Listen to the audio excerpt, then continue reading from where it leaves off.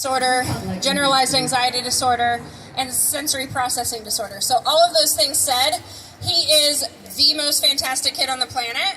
And so I say extreme children because he is extreme, both the positive and the negative. He's extremely happy and extremely joyful and extremely excited, and also extremely struggles to understand how to articulate his emotions when he's frustrated.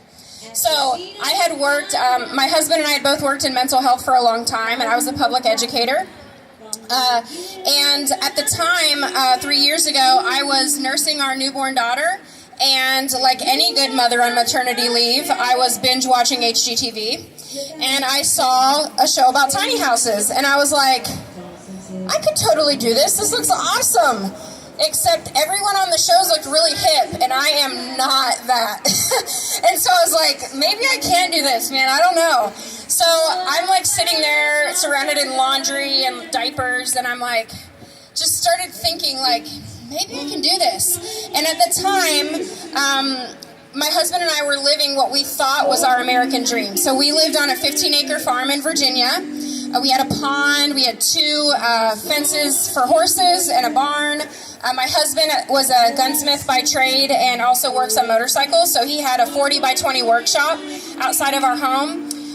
But we were house poor, and not because we couldn't pay our mortgage, but because we spent all of our free time. I was cleaning and he was fixing fence or working on something or doing landscaping, and so it was almost like we were just roommates, and not that we were less in love, but we had so much crap to do that we didn't have time to do the things and be intentional about the things that we really loved, including each other. And so that being said, we had some problems we needed solutions for, right? We wanted to be able to meet our son's educational needs, which at the time when I was a public school educator and he was a mechanic, we did not have the finances to do. And we felt like we were not being intentional with our time and our money. So I'm going to ask you some rhetorical questions, and unless you just are the person that wants to air out your business, you don't have to raise your hand. But you can if you want. I mean, live your life. So how many of you right now are working a job that you don't absolutely love, but you feel like you have bills to pay, so you've got to do it, right? Okay, that was me at that time. How many of you have a dream or have this like secret thing that maybe you don't tell people about that you're like, I could totally do that, like that's something I could do, right? So I had this dream, this wild aspiration, I was going to write a book. I'd always loved to write. And how many of you have been in a situation where you had debt that maybe you felt like you didn't love that situation? You owed money to whomever, and you felt like, gosh, I'm going to be in debt forever. Whether it was for medical debt or housing or student loans or credit cards, that was us. So this is the part of the talk where we're already best friends, so I'm going to just tell you the hard and fast truth, okay? So when you're in a situation, whether good, bad, or ugly, we got ourselves there by our choices. So whether you are, unless you were like born into millions of dollars, which if so, let's talk after this, because I have some things I need. But other than that, we were in our situation because of making choices. Now, some of it was medical debt to meet our son's needs, and you can't really help that. But I took on student loans. I did not come from much, so I had to pay for my school, and that was a decision I made. I made that choice. You know, we bought a house that was within our means, but we had to fix it up, so we took on debt doing that. I owed Lowe's more money than I care to admit. So all of those things were situations we were in because of our choices, right? So because of that, we had to make choices that seemed a little radical to get out of those situations. So at that time, 3 years ago, that's where we were. So forgive me, it's hard. I'm like trying to think, right? Someone go tell them, volume down. Anyway, so for that reason, I was like, all right, we've got to make some radical choices. So I was used to living a life where people thought we were crazy, so whatever, that didn't bother me. We got married, and I had piercings, and my husband had a mohawk on our wedding pictures, which, by the way, my mother-in-law and mom loved. Not true. And so we were like, okay, we can do this. So when my husband comes home that night, and I'm like, what do you think about living in a tiny house? And my husband, thankfully, I'm like super type A by nature. Like, I want it done my way or like also my way. And so he is very like, free-spirited and nothing bothers him. And so I was like, let's do it. And he was like, okay. So so we decide that we have, we're going to research. I'm a professional nerd, and if someone would pay me to learn my whole life, I would absolutely do that. And so I started researching. So when you come to things like this, if you're really starting to think about whether or not this is feasible for you, it can feel really overwhelming. It's a lot of information to process. So as a teacher, what I did was I took all of my year's worth of research, my zoning and coding by state link, floor plan options, our budget template, our needs and wants list, all of that stuff, and created an e-course that I sell at shows for $20 because all of the courses that existed 3 years ago were like $300 and we couldn't afford it. And I wanted it to be feasible for everyone. I wanted it to be affordable and available to anyone. And also, if you decided 5 years from now to not go tiny, I didn't want you to feel ripped off. So at 6 o'clock tonight at the show ends, it will go up to $47. But for $20, you can get all that information. So if you are sincerely thinking about that, that is a really great resource for you to use. And the information is at my table right here. The other thing I did was I created a book called Simple Living Right Now that I self-published in March, and I mean, it's an Amazon bestseller, but not to brag. But I sell it for $10 at shows because, again, I want it to be affordable. I was getting the same questions every show. We travel all over the country, and I wanted people to be able to have those answers like, hey, I think this tiny house thing, like, you're onto something, but how do I do it? Like, I have 20 years worth of crap. Like, what do I do? Oh my gosh, I love you.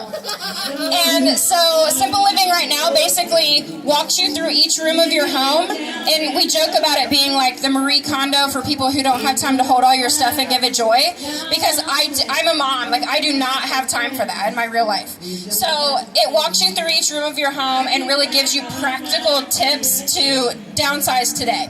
So as a teacher, I'm going to give you guys practical tips today. So when you're in line, go ahead and get your phones out because you're going to take notes. This is the part of the process where we put out our pens. So what we did for our journey,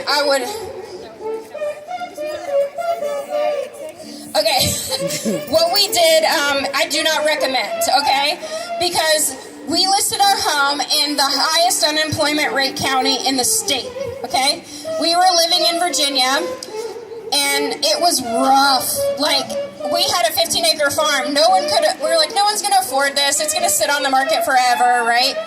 And so we listed our house. I had been doing research, and I was like, we had a builder and a blueprint, and so we decided we're going to list this house, and in this time, we're going to start the process of downsizing. At the time, we'd been together for 12 years, and our house had become like the graveyard for all of our parents' and dead relative stuff. Like, I'm talking about furniture that we've never seen before, stuff we would never use. Marble top, like, why do you put marble on top of stuff and have kids if they're going to pull it on their heads? So it literally lived in our basement. We never had gotten it out. So for that reason, we felt like, okay, we have a lot of stuff that would be easy to get rid of. So we list our home at 11 p.m. on a Sunday night, and at 7 a.m. on Monday morning, our realtor calls us and says, there are 3 families in a bidding war over your house. And I said, skirt, pump the brakes.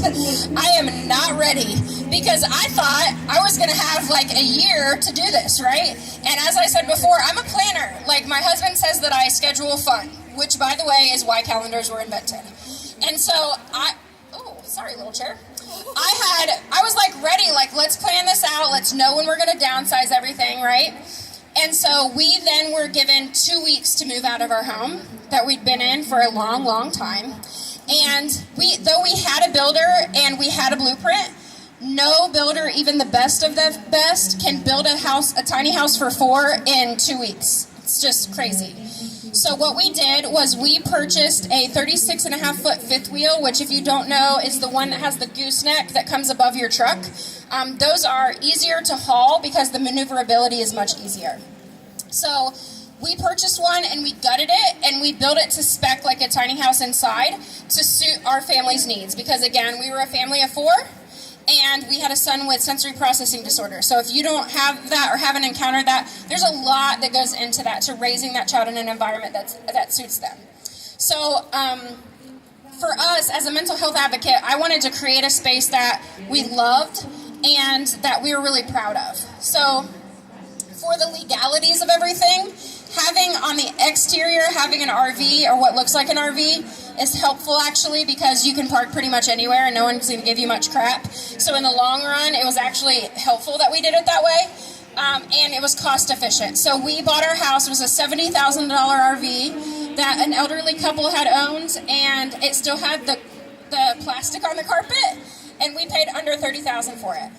And so we purchased that. We spent 8 months living in it and doing room by room. So our kids, and if you go on the mamaontherocks.com, you can tour our house. There are videos, there are pictures of our renovations and kind of that process. And we have a sensory area for our son. We road schooled for 2 years, and we called it road schooling because that's obviously cooler than homeschooling. And so we did that for our kids. It was tremendous. I traveled my first year speaking from Boston to Colorado Springs, and I was able to teach my son about sedimentary rock while he was climbing at the Garden of the Gods, which if you've met anybody that works well with their hands, that is the way to educate them, and you cannot convince me otherwise. And so it was just a really great experience. So we that's what we did. That being said, my first practical piece of advice is to find your why. We only live once. I don't know if, regardless of what belief system you prescribe to, like, you're here right now one time, so why are we not chasing after our dreams like we're on fire? I do not understand it. So if whatever that thing was when I asked you a little bit ago, do you have something you feel like you were meant to do or you were called to do? Do it. Like now, right now, today. And it is scary. When I left the classroom, I was terrified because I wasn't going to have insurance. I wasn't going to have a predictable paycheck. But I was also not going to have someone micromanaging me and telling me how to teach to a test that didn't mean anything to my kids. I taught students or young adults coming out of incarceration because those are my people. And I had spent time at a STEAM academy teaching kids whose parents would call me and I would have to say, Tracy, cut the cord. You're not going to be on the top bunk with him in college. Like, quit writing his papers, right? So clearly those were not my people. I needed people I could be raw and honest with. And so teaching people coming out of incarceration was an incredible experience for me, and honestly one that forever changed me. These are students who are like brothers and sisters to my own kids. And when I was teaching them, I had no idea that coming in there as the only white person in the school and saying, all right, how can we judge each other? And giving them an opportunity to see that I would invite them into my home, and I would feed them, and I would clothe them, and my own kids would learn how to be kind by giving to them out of their abundance for their own kids that had want, is my favorite thing about living tiny. Because living in rural Virginia, I never would have had that diversity for my kids, and I never would have been able to be more than the mom that said, be nice. I'm actually allowing my children to know what it feels like to give out of what they have. And even though we live tiny, we still purge every 6 to 8 weeks. Because God loved the Target dollar bin, somehow crap still makes its way into my house, and I cannot prevent it. And so because of that, our kids know every 6 to 8 weeks, they line up their superheroes, and they count how many they have, and they cut them in half. So the first rule is to find your why. The second rule is to live inside the box. And that goes against everything I stand for, but here's what I mean by that. At my table, you'll see a small fabric bin, which you could get at your local Target or Walmart or wherever you choose to shop for like $5. And my kids have 2 of those each, and if it doesn't fit, it doesn't stay. And parents look at me like I'm insane, but let me tell you what, I have just given you the gift of time. You're welcome, okay? Because my kids don't need any more than that. All right? What fits in that box keeps them entertained for hours, and they know they get one toy that's larger than that, and that's it. And they play with everything they have, and when my son says, Mom, I'm bored, I say, I love you so much, but it is not my job to entertain you. And so he figures it out, okay? And my kids' garden, my son's responsibility in road school was to plant our garden, so he learned about pollinating insects, and he learned about what you can plant together and when to plant it, and that was like a tremendous learning experience for him and for me. We grew monarch butterflies from caterpillars, totally gross, but a really cool thing. My kids loved it. So these are things that I never would have had the time to even think of before, you know? So, find your why. Live inside the box. For you, for me, it was books. Okay, books and scarves, if I'm being totally honest. For my husband, I call him a Devo. He is the guy where his sunglasses matches his belt, which matches his shoes, and I can barely get myself out of sweatpants. So getting rid of my clothes was super easy, and I always tell people most moms, not all of you, because some of you are just naturally gorgeous, but I had that tote of pre-pregnancy clothes that haunted me when I went into my, full, what do you call it, walk-in closet that we had at our farmhouse. And I felt like those size 10s were just judging me, you'll never fit in me again, and they were right. And so I was able to give that awesome gear that was still really good stuff to people that could wear it now, because I wasn't going to wear it ever. And that felt awesome, to be able to give people something they could wear right now and have to spend nothing on it, and I had hundreds of dollars worth of good clothes in there. That being said, living inside the box also means Mama loves a deal, okay?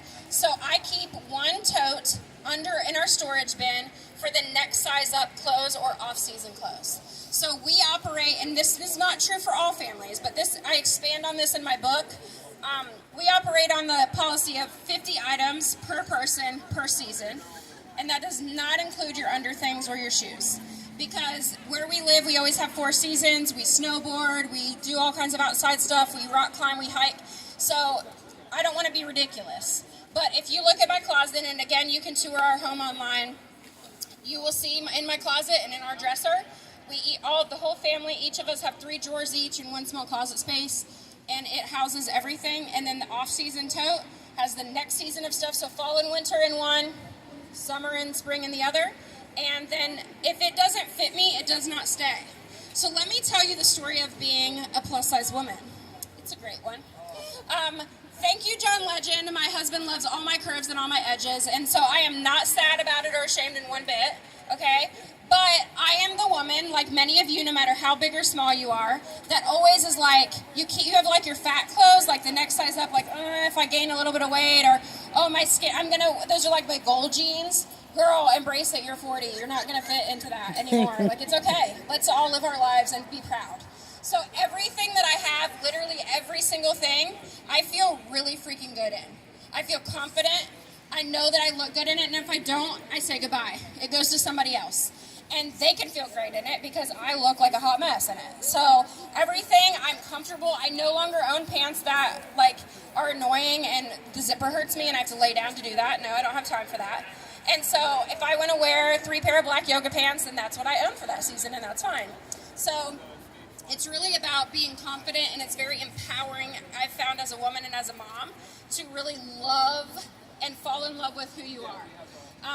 So find your why, get inside the box, and then the last thing is, you've heard it all day, do your research, right? So what I'm going to tell you is, find a resource, okay?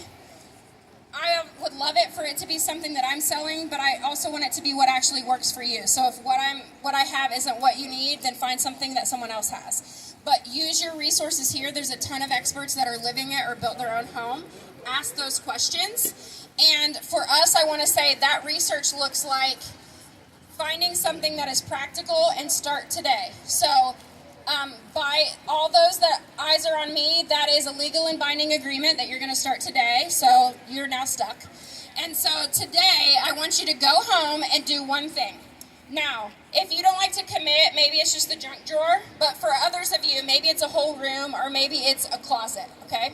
So what I'm going to tell you to do is expanded upon in the book, but here are my tips, practical and relevant. You're going to go and empty it out on a bed, on the floor, on the counter, whatever.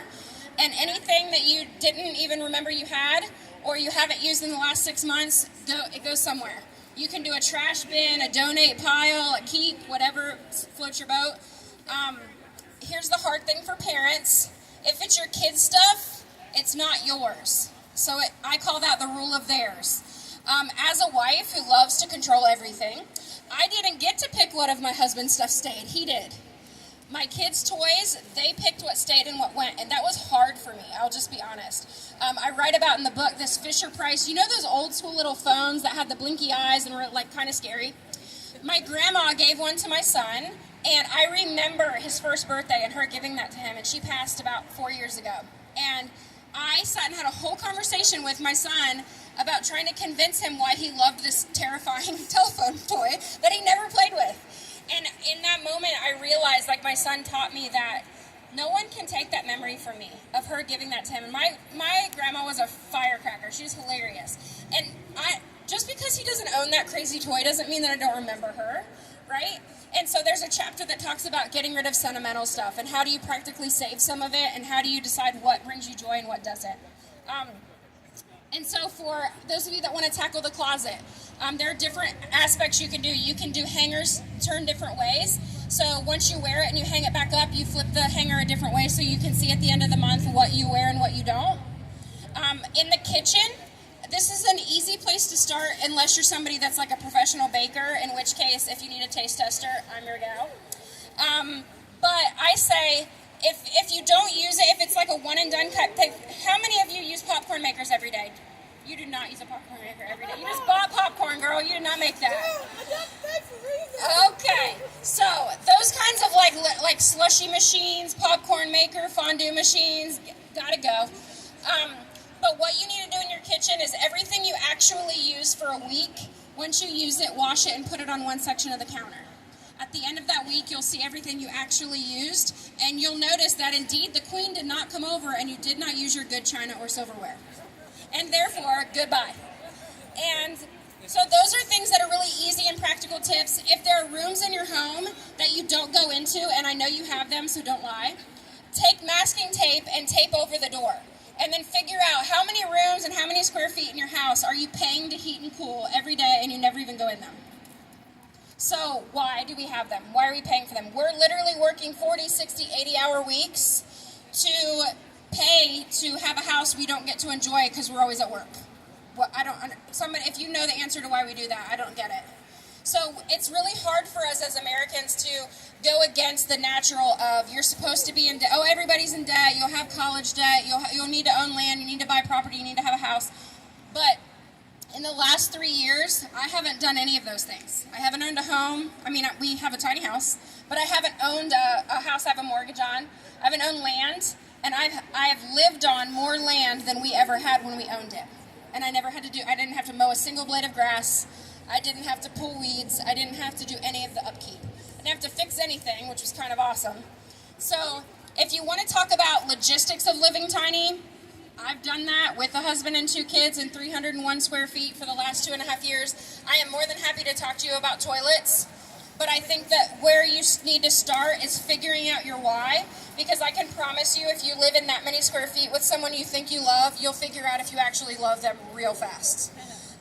Because that is a challenge. So finding your why is important because there will be days where you need to remind yourself of why did I do this? Because it's hard. Have your own space. And the PG-13 rated portion of the show is where I talk to you guys about prioritizing privacy. So if you're planning on living tiny with kids or having guests over who are children, I am very happily married. I'll let you let that sink in on what that means. So you want to keep it PG-3 here. But when my husband and I were buying our home, what HGTV does not show you is how do you remain happily married with kids in a house that is so tiny or on wheels? Because guess what? Shock absorbers ain't going to help that. So what we did was we went into the homes. We literally stood on opposite sides of the home and jumped up and down and yelled to each other because my kids will probably need therapy, but I don't want it to be because of that. So we made sure it was going to actually work for us. And so if you are going to live tiny with kids or have house guests over, grandkids, whatever, you want to make sure that you have bedrooms that are as far away from each other as possible. I would not recommend a loft over top of your bedroom. And have doors that lock and close. So Joanna Gaines is my spirit animal, and I love the sliding barn doors. They're beautiful, but they do not block out light and sound. So if I want to watch a movie in our living space, which is right outside of my kids' room, I can't do that. I can't sit and watch Netflix with my husband because it's too loud. And they just went to bed and it's 8 o'clock. Like, what am I going to do with my life? Stay outside all day? And so you need to think about those logistics. So I recommend trying before you buy it. There are plenty of tiny house hotels. There are plenty of tiny house villages. And you can rent tiny. There's a tiny house hotel, I think, in New Hampshire. I think it's the nearest one to here. And so you can look up those online. You can rent them on Airbnb. Try different floor plans. Try different toilets. Figure out if you really want to climb a ladder at 3 a.m. if you have to pee. For me, this is too much woman for a ladder at that time of night. I was not doing that. And so I figured that out really quickly. I've sat on about every possible toilet that you can have in a tiny house. We do an RV flush toilet. And if you want to know more about that, you can come ask. But there are different things. There are pros and cons to all of them. So figure out what works for you and understand that though most people think they go tiny when they're single or when they're a couple, and they think, oh, when we have kids, I'm going to have to go to a traditional size home, and then maybe when I retire, I'll downsize again. We say very the contrary. For us, it has given us our life back. I've been able to be reminded why I fell in love with my husband in the first place. We are now able to hike and climb and kayak and do all the things we used to do when we were kids, before we had kids. And now we can take our kids along with us, and they can enjoy those things with us. It's given me my health back. I have worked my tail off to lose. I was 90 pounds heavier 6 months ago. Hard to believe, I know, but true. And so I talk about being a woman of size confidently because I think it's super important for you guys to know that a tiny house can fit any person. You don't have to be a tiny person to live tiny. And so it has been a tremendous thing for me, and for me to see that I can empower myself. And so my goal is to continue to travel the country, which is something I never thought I could ever afford to do. And guess what? I wrote that book that I thought I could never do. And I'm writing another one right now. And I mean, you guys are probably all going to want an autograph, so I'll help you out with that. But it's